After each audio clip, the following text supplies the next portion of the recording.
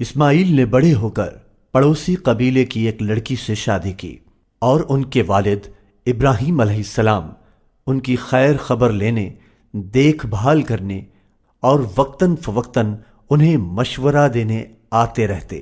ایک رات ابراہیم علیہ السلام نے خواب میں دیکھا کہ وہ اپنے بیٹے اسماعیل کو ذبح کر رہے ہیں، اور ابراہیم علیہ السلام جانتے تھے کہ نبی کا خواب در حقیقت وہی ہوتا ہے۔ انہوں نے اپنے بیٹے کے بارے میں سوچا کہ جس سے ان کا دل وابستہ ہے،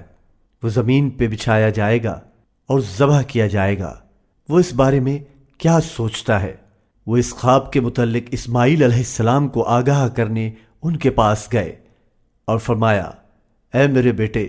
میں نے خواب میں دیکھا ہے کہ میں آپ کو ذبح کر رہا ہوں، آپ کا اس متعلق کیا خیال ہے؟ اسماعیل علیہ السلام نے ایک لمحے کے لیے بھی ہچکچاہٹ محسوس نہ کی،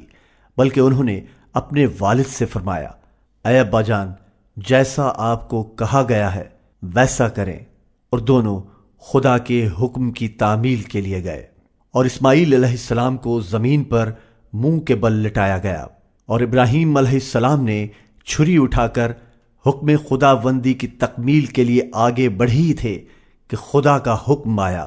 جیسا کہ قرآن مجید میں ذکر ہے، اور ہم نے اسے پکارا، اے ابراہیم، بے شک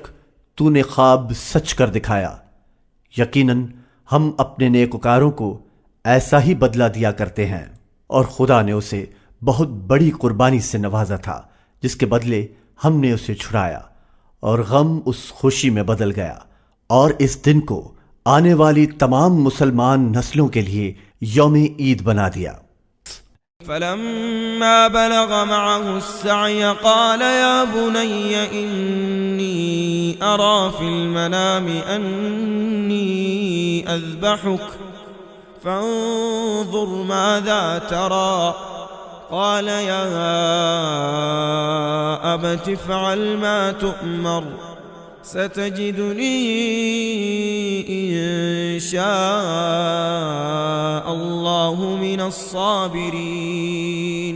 فلما أسلما وتله للجبين وناديناه أن يا إبراهيم قد صدقت الرؤيا إنا كذلك نجزي المحسنين إن هذا لهو البلاء المبين وفديناه بذبح عظيم۔ ایک بار پھر جب حضرت اسماعیل جوان سال ہوئے تو ابراہیم علیہ السلام ان کے پاس آئے اور ان سے فرمایا، اے اسماعیل، خدا نے ہمیں کعبہ بنانے کا حکم دیا ہے، اور پھر انہوں نے وہ کر دکھایا کہ جس کے لیے بہت سے لوگ درکار ہوتے ہیں، بہت گہرائی میں بنیاد کھودنا، پھر قریب اور دور دراز کے پہاڑوں سے پتھروں کو کاٹ لانا، انہیں سیدھا، برابر اور ہموار کرنا،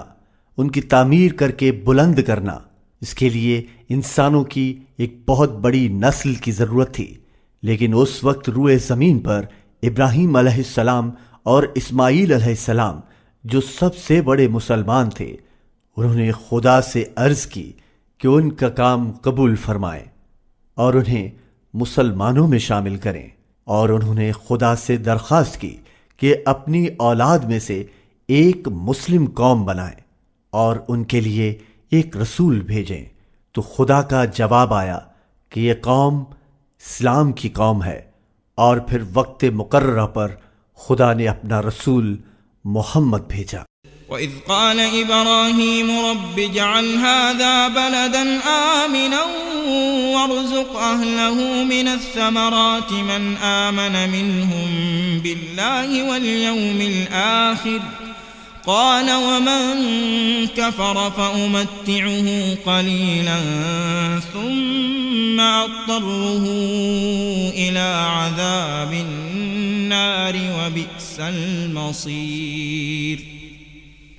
وَإِذْ يَرْفَعُ إِبْرَاهِيمُ الْقَوَاعِدَ مِنَ الْبَيْتِ وَإِسْمَاعِيلُ رَبَّنَا تَقَبَّلْ مِنَّا إِنَّكَ أَنْتَ السَّمِيعُ الْعَلِيمُ رَبَّنَا وَاجْعَلْنَا مُسْلِمَيْنِ لَكَ وَمِنْ ذُرِّيَّتِنَا أُمَّةً أمة مسلمة لك وأرنا مناسكنا وتب علينا إنك أنت التواب الرحيم ربنا وابعث فيهم رسولا منهم يتلو عليهم آياتك ويعلمهم الكتاب والحكمة ويزكيهم إنك أنت العزيز الحكيم